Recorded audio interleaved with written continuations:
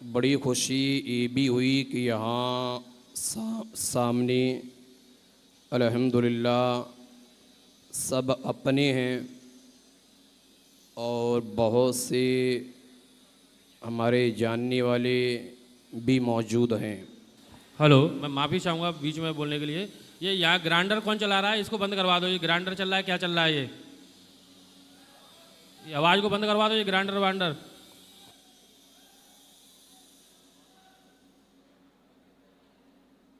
एक चीज़ और वो ये, जैसे कि मेरे सामने काज़ी शहर जनाब अशरफ साहब मौजूद हैं। ऐसे काम जब भी होते हैं तो कोई रहबर और रहनुमा, कोई लीडर ज़रूर होना चाहिए। काज़ी शहर ने अपना कदम नेकी की तरफ बढ़ाना शुरू कर दिया है। पहले भी करते थे, आज मज़ीद और ज़्यादा कदम बढ़ा दिया है ताकि उम्मती मुस्लिमीन एक प्लेटफार्म पर जमा हो सके। बहरहाल आप और हम एक बार दुरूद पाक पेश करें। पढ़ें अल्लाहुम्मा सल्ली अला सय्यिदिना व मौलाना मुहम्मदिन तिब्बिल कुलूबी व दवाई व फ़ी तिल व शिफ़ाइहा व नूरिल अबसारि व ज़ियाइहा सल्लु अलैहि सलातु व सलाम अलैका हबीबी या रसूलुल्लाह सल्लल्लाहु अलैहि वसल्लम।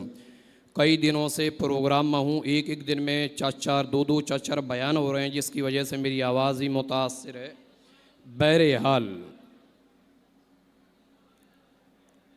हमारे मुल्क हिंदुस्तान में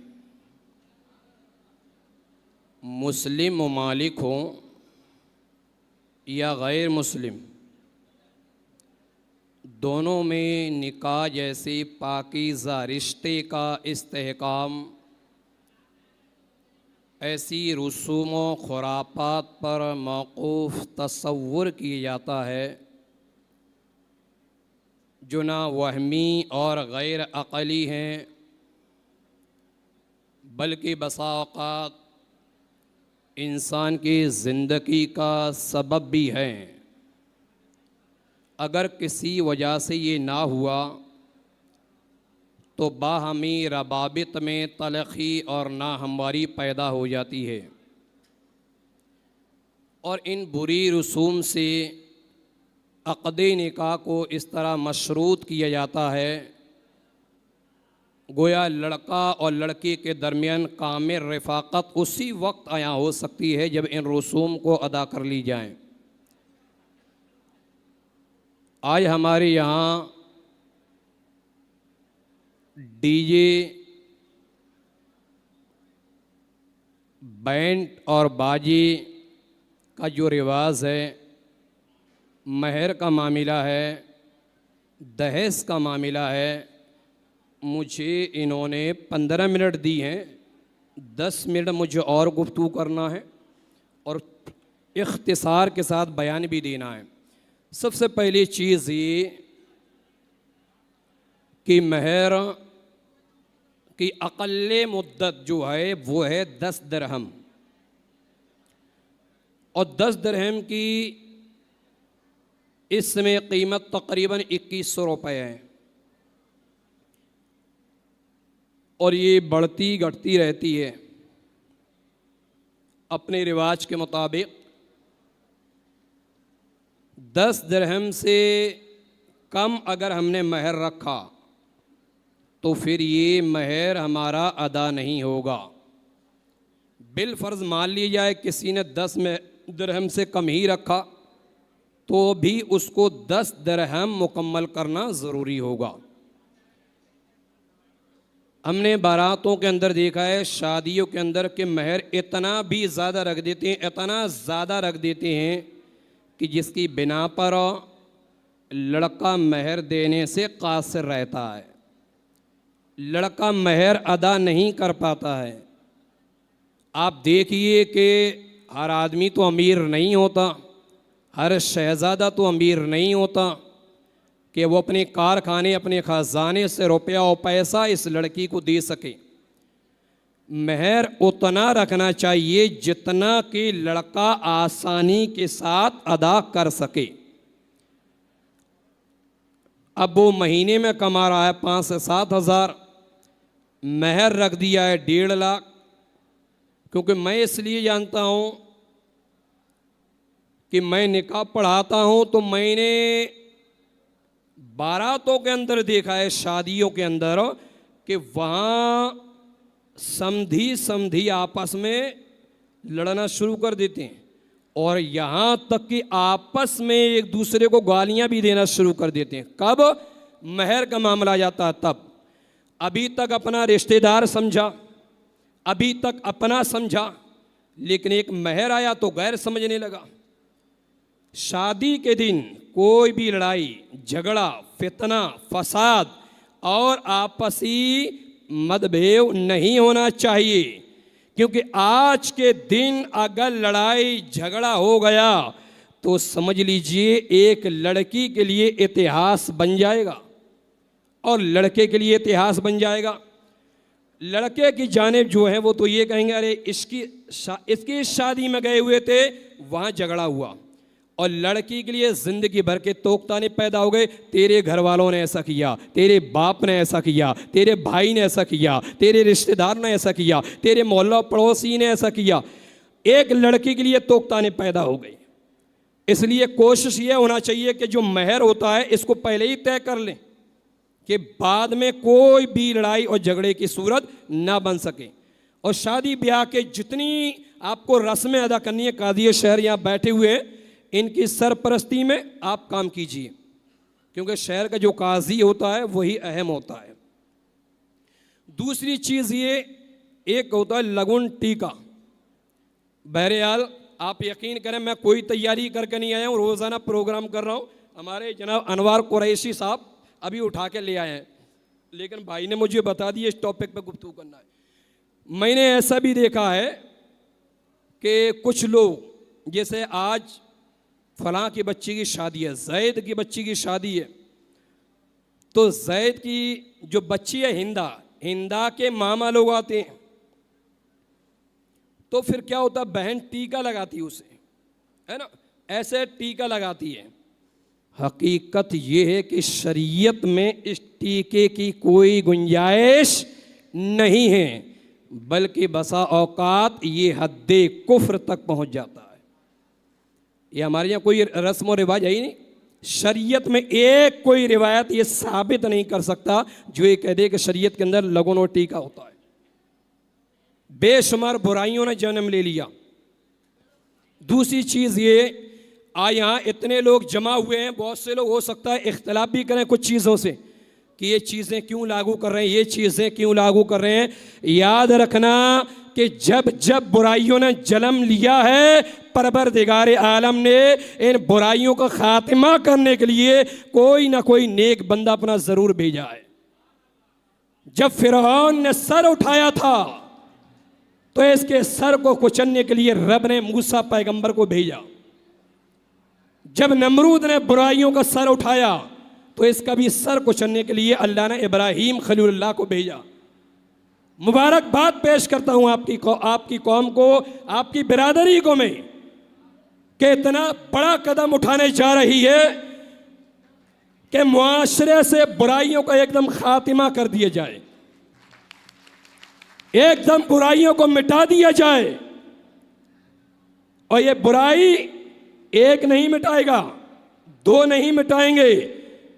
अगर अपनी कौम से, अपनी बिरादरी से अगर इन बुराइयों को मिटाना है तो काजी शहर की सरपरस्ती में हम तमाम को एक प्लेटफार्म पर खड़े होकर इनका खात्मा करना होगा।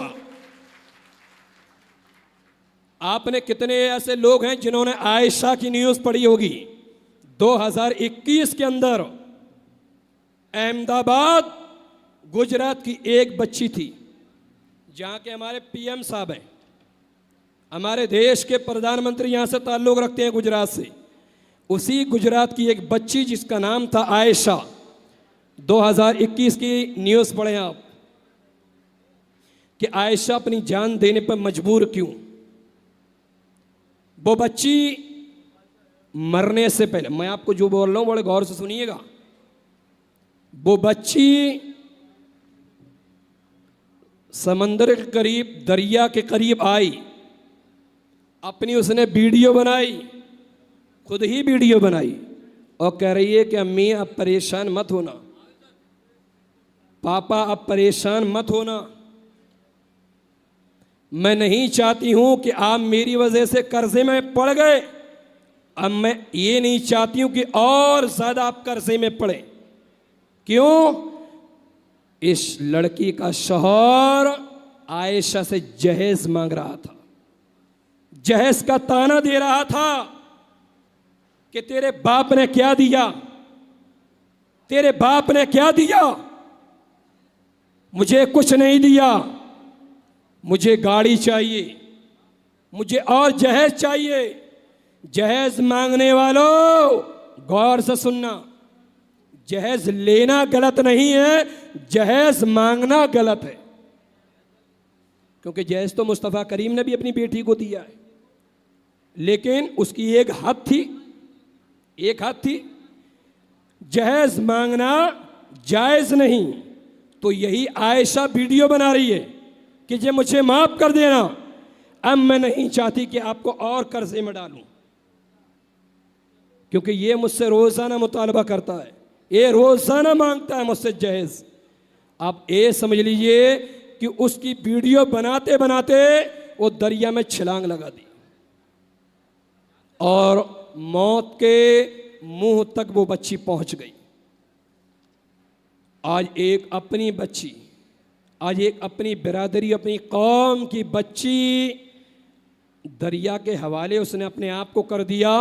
आप खुद बताओ, ये बच्ची तो वो है कि जिसने वीडियो बनाकर हमें बता दिया कि मैं कौन हूं और किस वजह से मर रही हूं। लेकिन अपनी बिरादरी में तो हजारों बच्चियां, लाखों बच्चियां ऐसी होंगी जो रोजाना मर रही होंगी, जो घुट घुट कर मर रही होंगी। इसलिए आपसे बड़े अदब के दायरे में गुजारिश है कि हरगिज हरगिज जहेज का मुतालबा हर ना करें। और किससे करते हो जहेज का मुतालबा? अरे मांगना है तो इंसान से नहीं, अपने पालनहार से मांगा जाए, अल्लाह से मांगो। उसकी बारगाह से क्या नहीं मिलता, सब कुछ मिलता है उसकी बारगाह से। बस जरूरत इस चीज की है कि जहेज को खत्म की जाए। दूसरी चीज ये कि हमारे यहाँ लोग आते हैं, जैसा लड़के वाले आते हैं, तो लड़की वाले उसका स्वागत करने के लिए दरवाजे पर पहुंच जाते हैं। तो वहाँ क्या होता है, वहाँ 10 रुपया, 20 रुपया, 100 रुपया, 200 रुपया, 500 रुपये हर एक का स्वागत करते हैं। ये भी अपने मुआशरे के अंदर बहुत तेजी से जन्म लेने लगी है। अब तो ये हो गया, पहले ही बोल दिया जाता है कि 70 लोग हमारे आ रहे हैं, 50 लोग हमारे आ रहे हैं, 100 लोग हमारे आ रहे हैं, इनका आपको स्वागत करना है और 100 रुपया 200 रुपये से कम नहीं देना इनको। आप बताओ कि जो बच्ची पहले से ही गरीब हो, जो बाप पहले से कर्ज उठा चुका हो, और आते आते आपने और कर्ज में उसको डलवा दिया। इसलिए इस रस्म को भी कोशिश ये करिए कि इसको भी आप लिख लीजिएगा, इसको भी, कि इस बिदअत को भी हमें ख़त्म करना है। हाँ ये है कि हार से अगर स्वागत हो रहा है, हार से स्वागत हो रहा है तब तो ठीक है, लेकिन आप मुतालबा अगर इसका करें तब ये किसी सूरत में ठीक नहीं होगा। दूसरी चीज़ ये है कि आप लोगों की बिरादरी जो एक जगह जमा हुई है, देखिए मैं वाकई आपको मुबारकबाद पेश करता हूँ कि आपने इतनी बड़ी हिम्मत दिखा ली, इतनी बड़ी ताकत जमा कर ली आपने, जबकि आप जानते हैं कि ऐसा कदम उठाना लड़ाई की भी सूरत बन सकती है, झगड़े की भी सूरत बन सकती है। लेकिन मेरे भाइयों, अगर किसी के दिल में ये हो कि ये तमाम चीज़ें नहीं होना चाहिए, तो आप याद रखिए कि इन चीज़ों को ज़रूर होना चाहिए। आप कोई भी अपने दिल में गलत तासुर ना ले, ये आप ही के लिए नहीं बल्कि पूरी बरादरी के लिए एक नुमाया और अच्छा कदम उठने के लिए जा रहा है। अगर बिरादरियों में आप देखा जाए तो जहाँ तक मेरा अपना ख्याल है कि आपकी अपनी वो बिरादरी है कि सबसे पहले अगर बुराई का खात्मा करने के लिए किसी ने कदम उठाया है तो वो आपकी बिरादरी है। हुजूर के बाद हज़रत अबू बकर सिद्दीक खलीफा बने और जब खलीफा बने तो बुराइयों का जन्म हुआ। और किस बुराई का जन्म हुआ? ज़कात ना देने वालों का, जिन्हें हम मुनकिरीन ज़कात कहते हैं। इन्होंने ज़कात से इनकार कर दिया। ज़कात से, जब ज़कात से इनकार किया है तो सिद्दीक़ अकबर रज़ी अल्लाह तआला ने इनके खिलाफ कदम उठाना शुरू किया। जबकि उमर फारूक आज़म ने मशवरा दिया कि अभी रुका जाए, लेकिन सिद्दीक़ ने कहा नहीं उमर, ये बुराइयां जन्म ले रही हैं, इसके खिलाफ सख्त से सख्त हमें कदम उठाना है। तो आप ये समझ लीजिए कि आपने जो कदम उठाया बुराइयों को दफनाने के लिए, ये अंबिया की भी सुन्नत है और सहाबा की भी सुन्नत है और एक बेहतरीन इंसानियत भी है। अल्लाह की बारगाह में दुआ है परवरदिगार हम तमाम को इन बुराइयों से बचने की तौफीक अता फरमाए। अल्लाह जहेज़ का मुतालबा करने से हमें परवरदिगार बचना चाहे, अल्लाह बचने की तौफीक अता फरमाए। मौला यहाँ जितने भी हाज़रीन हैं हमें आपस में एक दूसरे के लिए मोहब्बत पैदा फरमाए। अल्लाह आपस में एक दूसरे के लिए जो नफ़रत हो उसे मोहब्बत में तब्दील अता फरमाए। अस्सलामु अलैकुम वरहमतुल्लाहि व बरकातुहू।